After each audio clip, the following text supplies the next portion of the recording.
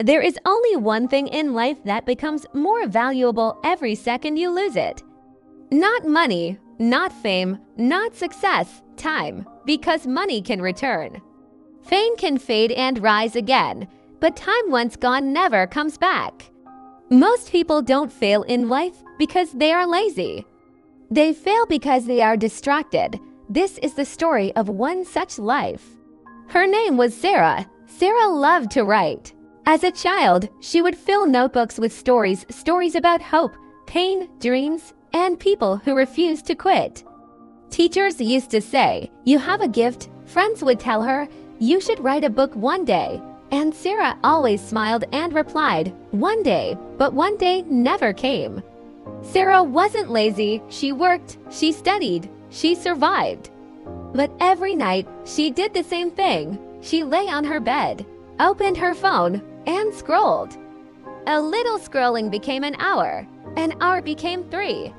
She watched other people live their lives. Other people chase their dreams, other people succeed. And when sleep finally came, her dream went untouched. Every night she told herself, "Tomorrow, I'll write." Tomorrow became next week. Next week became next year. And 1 year quietly turned into 5. One evening, someone asked her, "Why don't you write anymore?" Sarah sighed and said the most common sentence in the world, "I don't have time." But that wasn't true. She had time. She just spent it on the wrong things. We all do. We scroll, we watch, we escape, and then we wonder why our life doesn't change. One night, something strange happened. Sarah opened her phone, then stopped. She stared at the screen. For the first time, she asked herself a question that hurt. If I have time for this, why don't I have time for my dream? She turned the phone off. The room became quiet. She reached into a drawer and pulled out an old notebook, dusty, forgotten, but waiting. She opened it. Her hand shook. She wrote one sentence, then another. She checked the time. 15 minutes had passed. That was it. No magic, no motivation speech.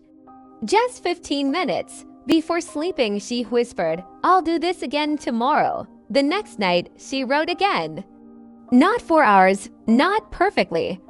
Just 15 minutes. Some days the words flowed. Some days they didn't, but she showed up, day after day, week after week. 6 months passed. She looked down at her notebook.